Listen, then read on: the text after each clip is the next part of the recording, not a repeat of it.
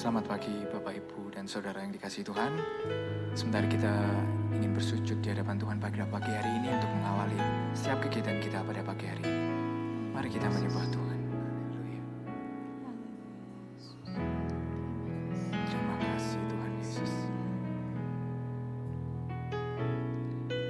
Ketika ku hadapi kehidupan ini,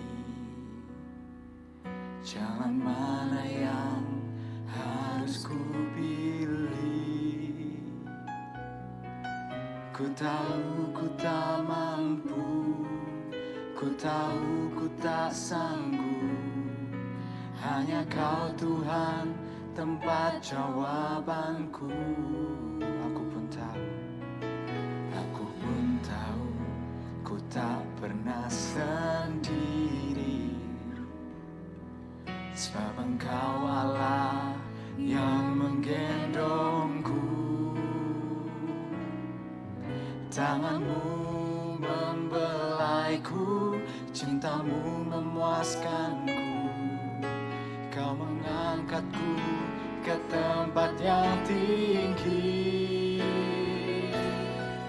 Janji-Mu seperti fajar pagi hari, yang tiada pernah terlambat bersinar. Cinta-Mu seperti sungai yang mengalir, dan ku tahu betapa dalam kasih-Mu. Katakan, aku pun tahu ku tak pernah sendiri, sebab Engkau Allah yang menggendongku. Tangan-Mu membelaiku, cinta-Mu memuaskanku. Kau mengangkatku ke tempat yang tinggi. Janji-Mu seperti fajar pagi hari, yang tiada pernah terlambat bersinar. Cinta-Mu seperti sungai yang mengalir, dan ku tahu betapa dalam kasih-Mu. Mari kita sembah Tuhan. Oh, haleluya. Janji-Mu tak pernah terlambat. Oh Yesus,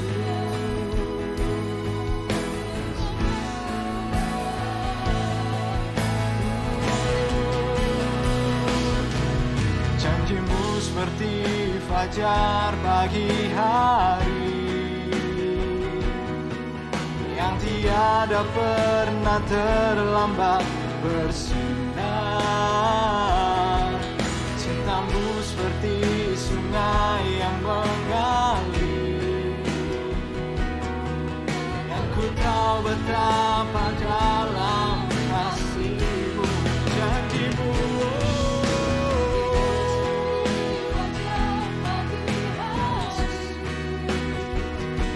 yang tiada pernah terlambat bersinar. Cinta-Mu seperti sungai yang mengalir, dan ku tahu betapa dalam kasih-Mu. Dan ku tahu betapa dalam kasih-Mu. Dan ku tahu betapa dalam kasih-Mu.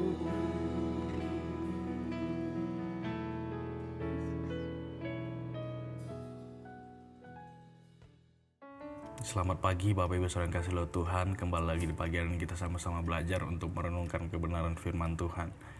Dan tema yang akan saya bawakan di pagi ini adalah jangan khawatir. Dari Matius 5 ayat yang ke-7. Matius 5 ayat yang ke-7 dikatakan, serahkanlah segala kekhawatiranmu kepadanya, sebab ia yang memelihara kamu. Sekali lagi, serahkanlah segala kekhawatiranmu kepadanya, sebab ia yang memelihara kamu. Nah Bapak Ibu, hari-hari ini kita sering sekali dilalui dalam hal kekhawatiran. Khawatir tentang apa yang terjadi hari ini dan hari esok. Nah di masa-masa COVID yang lagi meningkat ini, kita sering sekali mendengar berita sana sini seperti tiada henti, seperti kita dihantui akan kematian.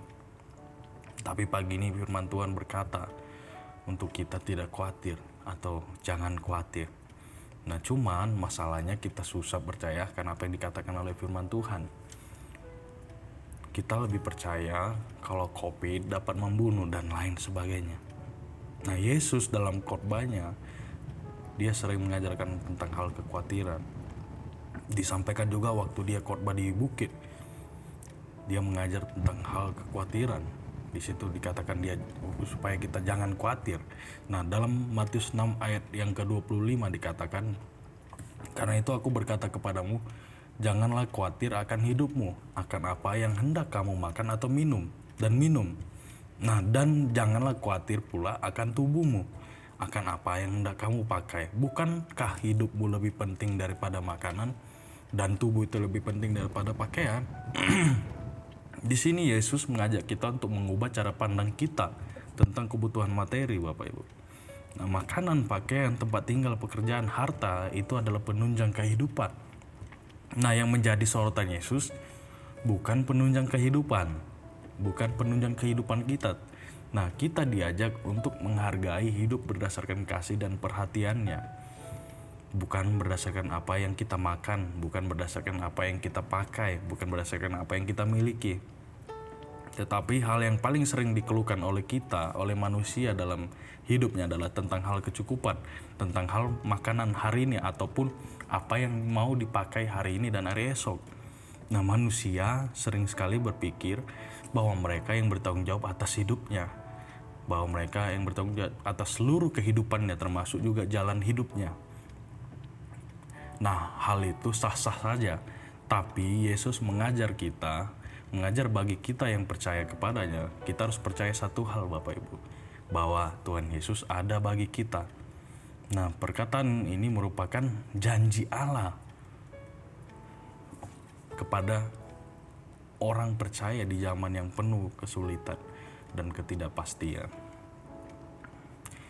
Yang ayat yang ke-26 dikatakan, pandanglah burung-burung di langit, yang tidak menabur dan tidak menuai dan tidak mengumpulkan bekal dalam lumbung, namun diberi makan oleh Bapamu di sorga. Bukankah kamu jauh melebihi burung-burung itu? Ayat yang ke-27, siapakah di antara kamu yang karena kekhawatirannya dapat menambah sehasta saja pada jalan hidupnya? Nah, di sini Allah berjanji memelihara kehidupan kita jauh dari melebihi burung-burung di langit. Nah, Yesus tidak melarang kita untuk membuat perencanaan masa depan. Yesus bukan melarang kita untuk membuat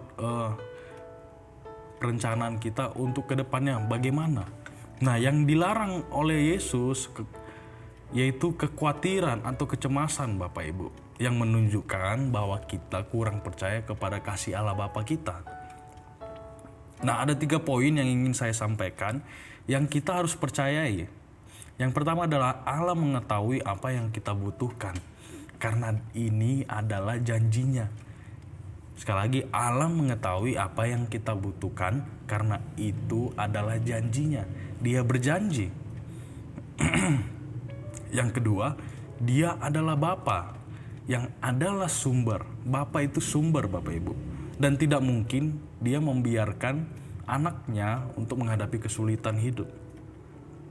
Dan yang paling terakhir dan yang paling penting untuk menjawab semuanya itu adalah mari kita mendahulukan. Yang ketiga, mari kita mendahulukan kerajaan Allah. Di Matius 40 ayat yang ke-33 dikatakan, tetapi carilah dahulu kerajaan Allah dan kebenarannya, maka semuanya itu akan ditambahkan kepadamu. Nah, kata kerja mencari menunjuk kepada kerinduan secara terus-menerus, Bapak Ibu. Dan kesungguhan atau ketekunan kita kepada Dia. Jangan kita hanya merindukan fasilitasnya aja. Jangan kita hanya merindukan berkat-berkatnya aja. Nah, dia mau kita merindukan pribadinya Bapak Ibu, melalui Roh Kudus yang ada di dalam kita, yang memampukan kita untuk berusaha sungguh-sungguh. Nah, sebagai penutupnya, mari kita buka Roma 8 ayat 28. Di situ dikatakan, kita tahu sekarang bahwa Allah turut bekerja dalam segala sesuatu untuk mendatangkan kebaikan bagi mereka yang mengasihi Dia. Mengasihi Dia bagi mereka yang merindukan Dia, kata lain di sini. Nah, yaitu mereka yang terpanggil sesuai dengan rencana Allah. Di sini katakan bahwa Allah turut bekerja dalam segala perkara. Masalah apapun yang kita hadapi, semuanya dikatakan Allah turut bekerja. Yang mendatangkan kebaikan bagi mereka apa? Yang mengasihi Dia, Bapak Ibu. Dengan kata lain, yang merindukan Dia. Yang merindukan pribadinya. Nah, Bapak Ibu Saudara, marilah kita jadi, pesannya di pagi ini, mari kita jadi orang yang optimis. Bukan yang pesimis. Nah, seorang yang pesimis melihat kesulitan di setiap kesempatan. Tetapi seorang yang optimis melihat kesempatan dalam kesulitan. Nah, kita sekarang berada di orang yang optimis atau orang yang pesimis. Nah, percayalah bahwa Allah turut bekerja dalam segala kesulitan yang kita hadapi. Tuhan Yesus memberkati.